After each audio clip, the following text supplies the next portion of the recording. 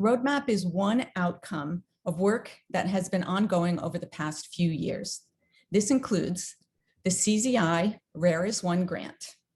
A primary goal of this grant is to leverage the power of patients to accelerate PSC research, including the development of a patient-organized collaborative research network. The October 2020 PFDD Forum with the FDA, you'll hear more about this from Joanne Hatchett in a few minutes. And thirdly, the PSC Partners Patient Registry, which currently has over 1,900 participants from around the world. Together, this work has led to expanding the vision of the role that PSC Partners and the PSC community plays in research and drug development. It has been announced that the next in-person patient conference will be held during the first weekend of June 2022 in Boston. This conference will be different from past conferences in that, in addition to the patient community education and peer support, it will also feature the launch of the PSC Partners organized International Collaborative Research Network. Next slide.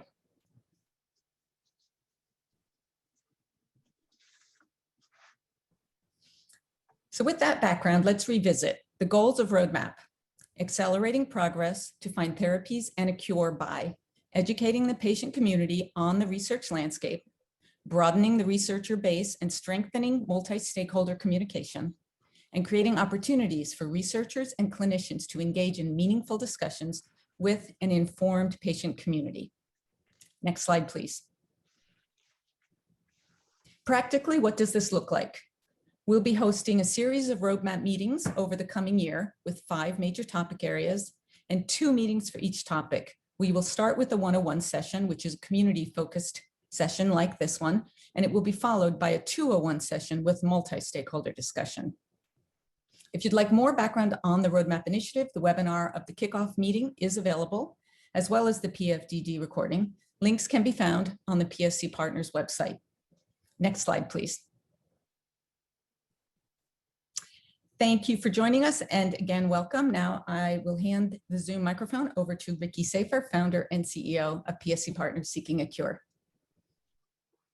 Hello, thank you, Mary. I too would like to welcome everybody here tonight. We are thrilled to see such a great turnout. It's just what we were hoping for tonight. Here's today's agenda. And after this introduction, Dr. Donnie Vaughn of the University of North Carolina will speak about patient-reported outcome measures, and Joanne Hatchett, our medical science liaison, will discuss our Voices survey. After this general session, all patients and caregivers will be moved into pre-assigned breakout rooms.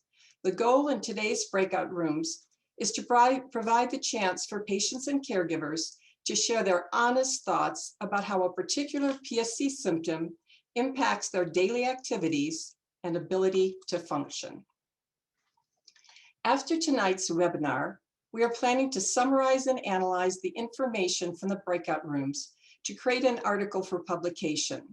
Your comments will also provide a first step in the development of our patient-reported outcome measure, which Dr. Yvonne will be discussing soon.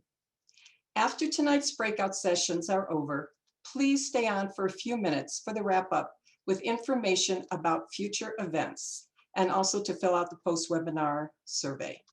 Now I'm happy to introduce you to our key speaker tonight, Dr. Donnie Vaughn, a clinical health psychologist and behavioral scientist who has worked in the field of chronic liver disease for over 15 years. Dr. Yvonne is a professor of medicine in the UNC Liver Program at the University of North Carolina in Chapel Hill, where she conducts research to understand the psychosocial behavioral factors related to liver disease, patients' needs and experiences, and she applies this knowledge to the development and evaluation of psychosocial interventions to improve liver disease health outcomes. Dr. Yvonne continues to be extremely supportive in helping us generate our patient-reported outcome measure as PSC Partners organizes and leads this project. Dr. Yvonne will explain what this patient-reported outcome measure is and how useful it will be for the PSC community. Let's welcome Dr. Yvonne. Hi, Ricky. Thank you so much for that introduction, and thank you for the opportunity to come and talk with you all, talk to the PSC community tonight. Next slide. So we are going to go on a whirlwind tour of these 5 discussion points. And I'm going to start with the first one, which is to get everybody on the same page by discussing PRO terminology. Next slide. So the definition of a patient-reported outcome, PRO, that is being used in common day today is from the Guidance for Industry, where they described how to use patient-reported outcome measures to use in medical product development, essentially drug development and evaluation. So a PRO is any report of the status of a patient's health condition that comes directly from the patient, without interpretation of the patient's response by a clinician or anyone else. And so the key words here are that it comes directly from the patient. Next slide, please. A little bit more about PRO terminology. So the patient-reported outcome, or PRO, think of this as the concept, the domain, or the outcome of interest in your study. And I've bulleted several common ones here. Think of this as the patient's subject experience that you are trying to gather information about. And I'm going to use abdominal pain as an example. A PRO measure or PROM is the instrument, the tool, the survey, and these words are okay to use interchangeably. And this is the means or the vehicle by which you're going to collect data about the PRO concept. So this includes the questions, but it also includes information and documentation that support the validity of its use. So for example, we could use the PROMIS belly pain survey and its instructions and recall period to evaluate patients' abdominal pain. The PRO measure produces a score, and that represents the PRO concept of interest. And so, for example, patients will respond to the PROMIS belly pain survey and will obtain a total abdominal pain score for each participant and for the entire sample. In the field of drug development, PRO measures are used in clinical trials to evaluate the treatment benefits and risks directly from the patient's perspective, which can be used to support claims about a drug for labeling or advertising. So for example, a pharmaceutical company may want to use an abdominal pain measure in their clinical trial to be able to say, if it is effective, that drug X decreases a participant's abdominal pain. Next slide, please.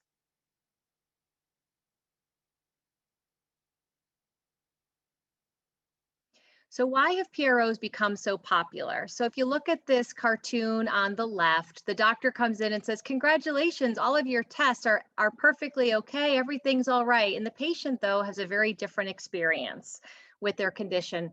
We've learned over decades that health outcomes other than length of survival and drug efficacy matter to patients.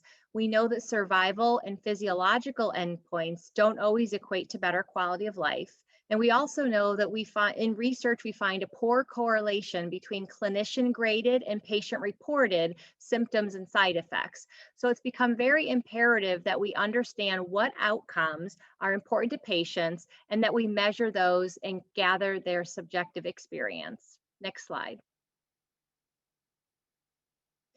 So let's talk about the FDA, the PFDD guidances.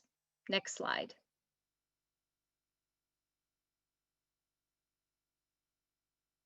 So the FDA is publishing a series of 4 guidances to basically for best practices of how to incorporate the patient's voice into medical product development and regulatory decision making. So this is a how-to cookbook of how to bring the patient's perspective into drug evaluation and testing.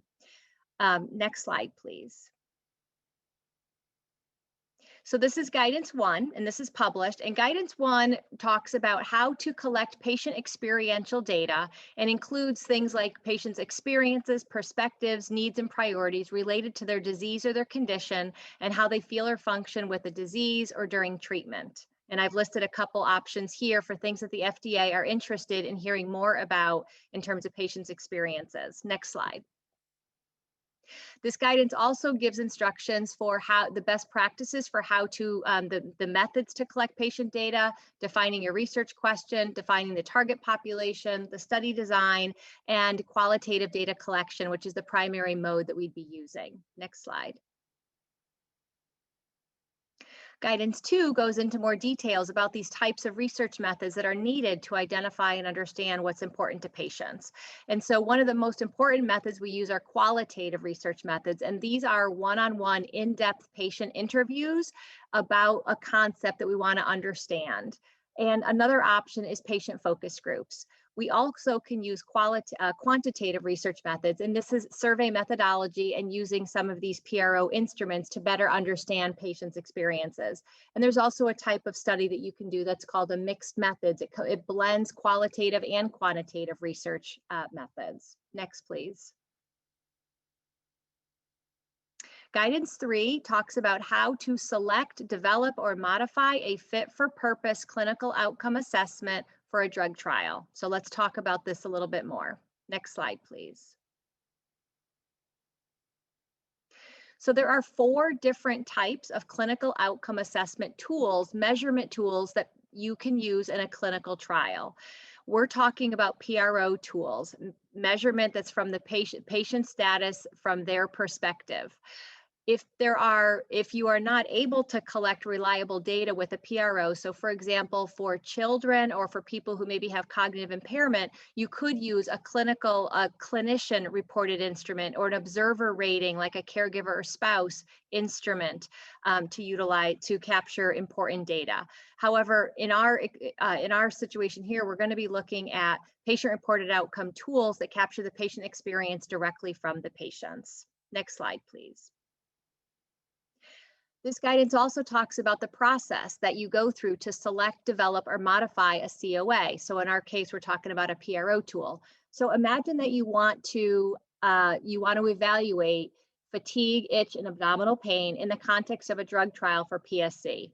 The first thing you're going to do is look at existing PRO tools and see if they are fit for purpose for use. And what that means is that the tool has to be sufficiently validated and to support the use in that particular context and in that particular patient population.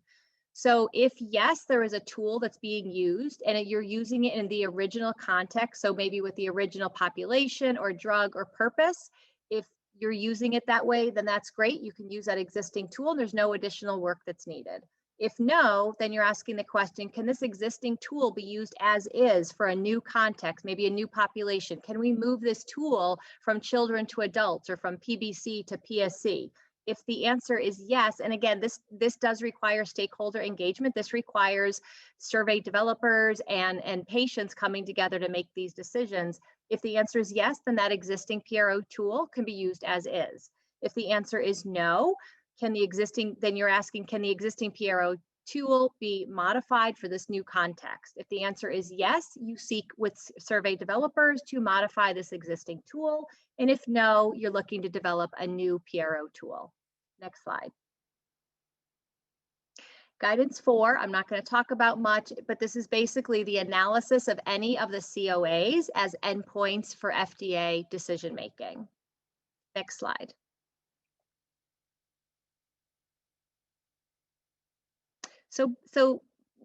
What I want to say here is that we have a how-to cookbook from the FDA on how to collect patient experiential data, all kinds, what kind of research methods we need, and how that information can lead directly into better development of valid PRA tools to evaluate how patients feel and function in clinical trials. A lot of this is survey methodology that's not brand new. Good survey methodology and best practices have been around for a long time, but what's really awesome is that the FDA has built a very comprehensive guidance cookbook on how to do this and do qualitative data and survey development for the context of use in drug development and testing. Next slide. All right, so I want to talk briefly about how do we develop a PRO measure. Next slide. Okay, so The development of a PRO measure must ensure content and empirical validity. And these are very important terms, particularly the content validity. Next slide.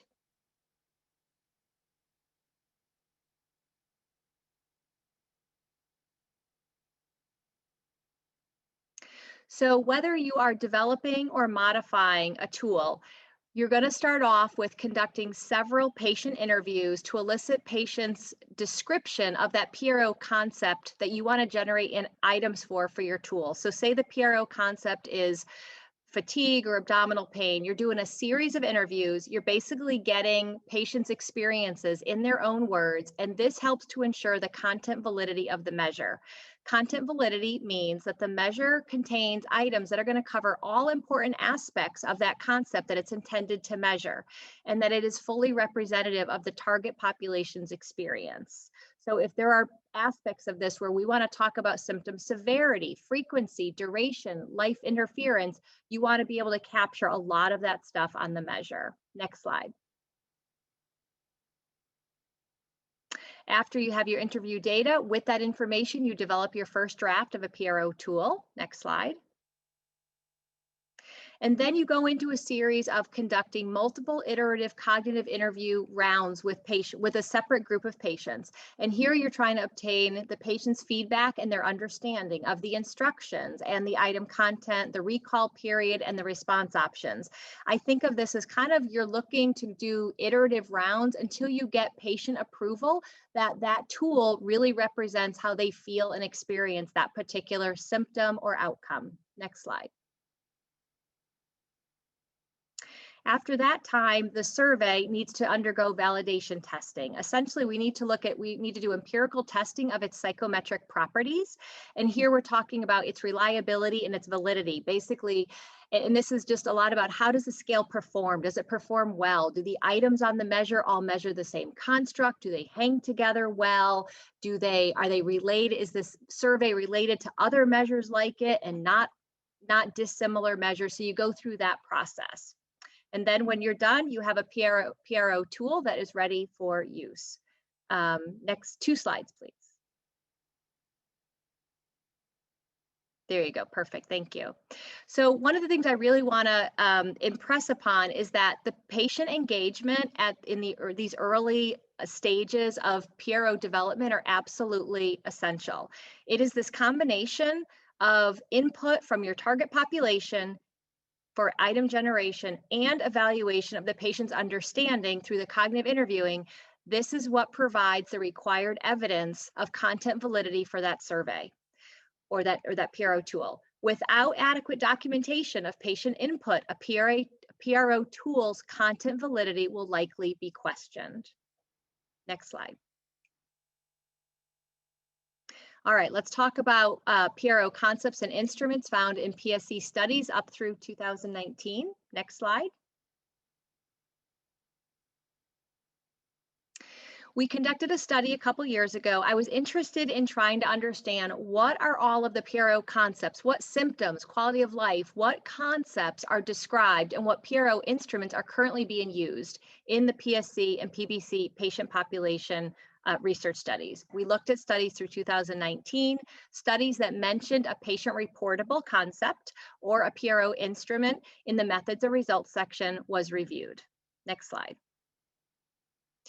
The findings were somewhat disheartening. What we found was that where we saw a paper that would talk about a PRO concept, itch or fatigue, it was only measured with an instrument, a patient-reported instrument, 52% of the time.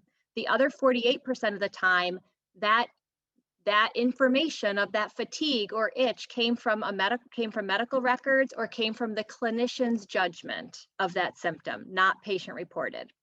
We also saw when we looked at the instruments that were being used, the majority of these instruments were non-specific, non-validated, one item, visual analog or numeric rating scales, which I've given examples down here, the visual analog on the left, numeric on the right.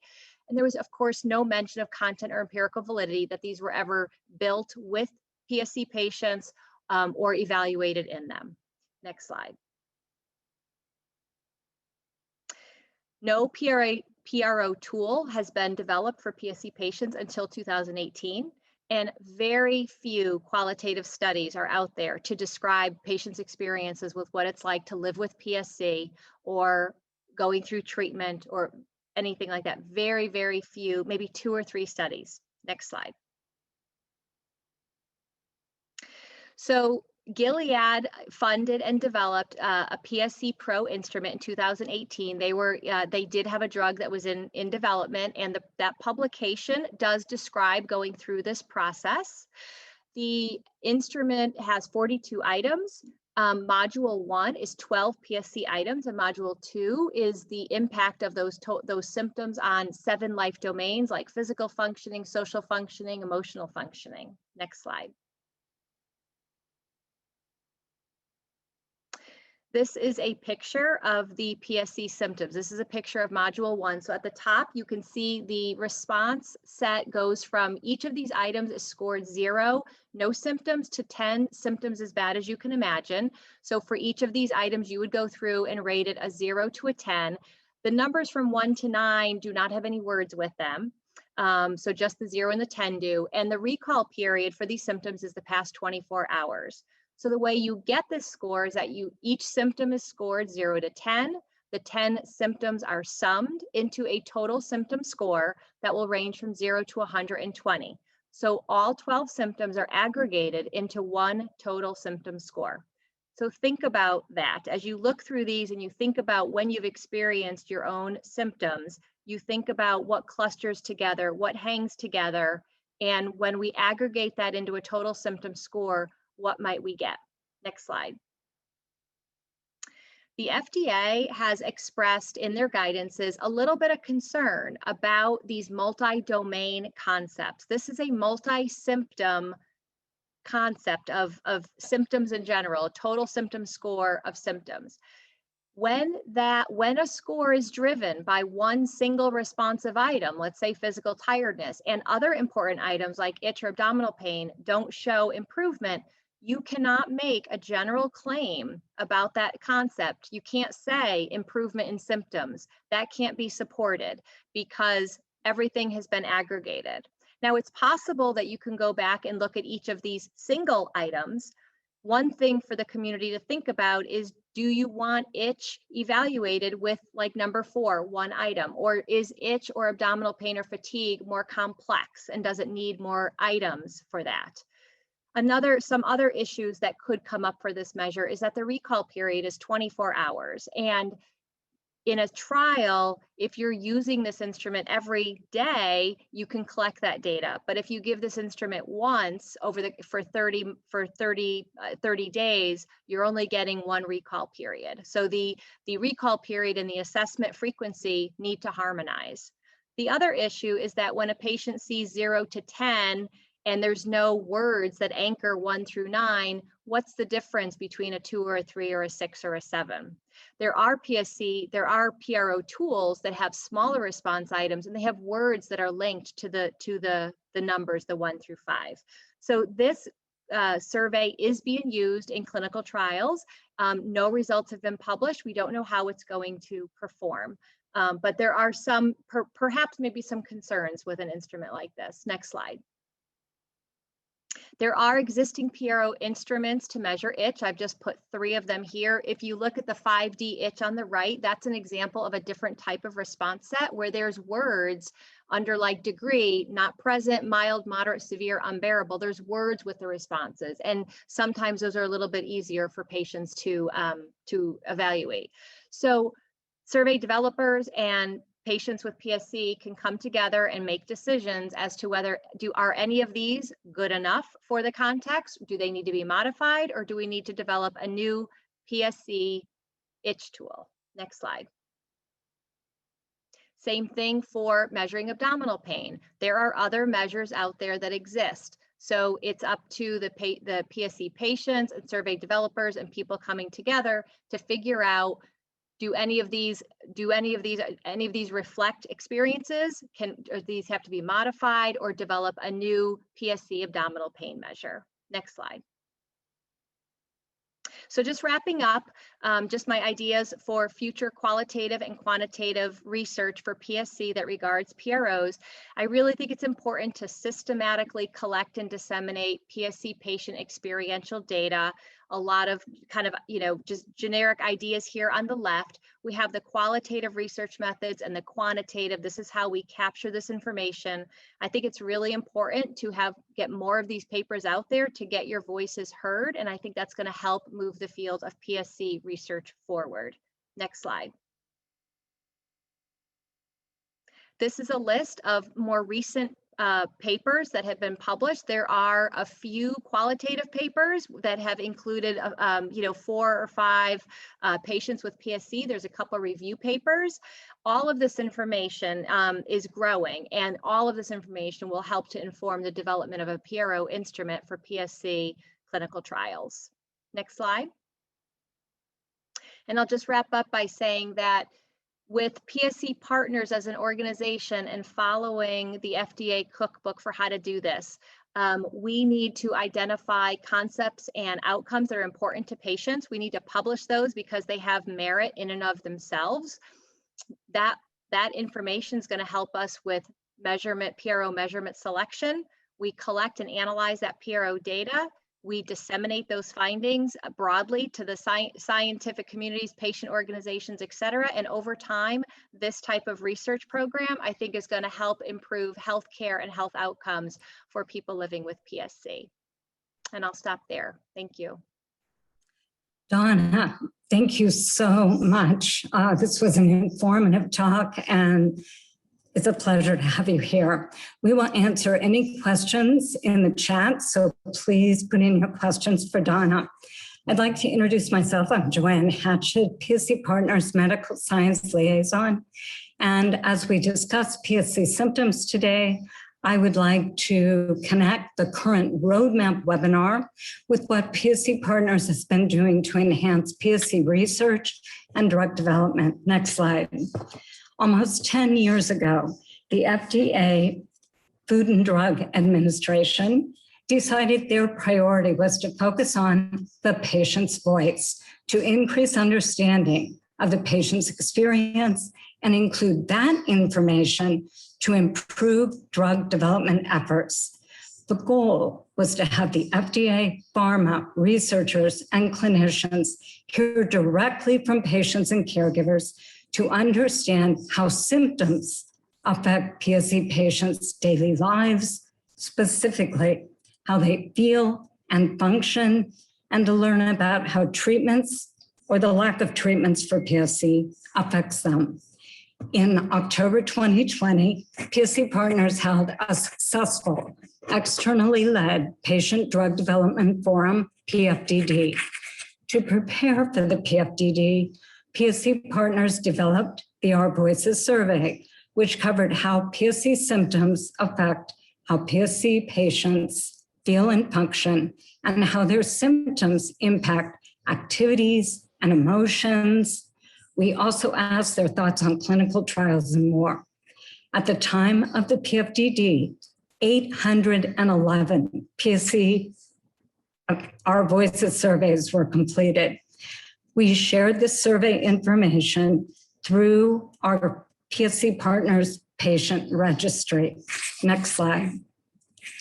We are so grateful to the many PSC patients, parents, and caregivers who participated in the PFDD, joined the PSC patient registry, and contributed to the Our Voices survey.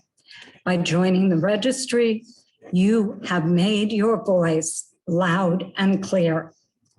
Along with 1,900 PSC patients, you have told researchers that you want your data to be part of the solution.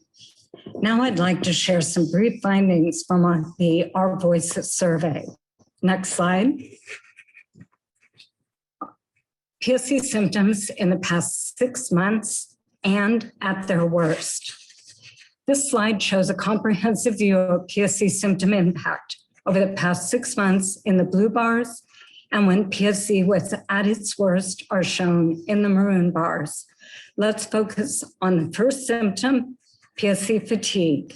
which shows that nearly 80% of survey participants experienced PSC fatigue in the past 6 months. The dotted line highlights that 50% of patients are experiencing a number of symptoms. Now, why is it important to communicate this information to the FDA, to researchers, and to clinicians? We wanted them to see the magnitude of PSC symptoms and how nearly all of these symptoms affect 40% or more PSC patients over a 6-month period. Next slide. Here in the past 6 months, how much did your PSC symptoms impact how you felt and functioned? This slide focuses on meaningful activities. We can see that more than 50% of PSC patients responded they are unable to complete work and/or school duties, to engage in social life, sexual health, and perform both physically demanding and less physically demanding activities. We were also surprised to find that almost 40% could not walk 3 blocks, and over 30% could not drive a vehicle as a result of their PSC symptoms over some point in the last 6 months. The cumulative effects of PSC symptoms are impacting the daily lives of many PSCers. Next slide. In the Our Voices survey, we asked about 16 symptoms. Again, we're looking at the past 6 months. In this slide, let's look at the actual number of PSC patients shown in the left vertical bar, the y-axis, and the number of symptoms they're experiencing out of the total 16 symptoms surveyed, which are shown on the horizontal bar, the x-axis. For the PFDD, we aim to understand the full lived experience of PSC. Look at how many PSCers are experiencing 4 or 5 or more symptoms. In fact, more than 80% of PSCers have experienced 5 or more symptoms over the past 6 months, 80%. During the concluding remarks for the PFDD, Ricky Safer said, "The disease burden of our unpredictable disease is overwhelming, and we hope FDA, pharmaceuticals, academic researchers, and clinicians have gained a clear understanding of what it is like to live with PSC."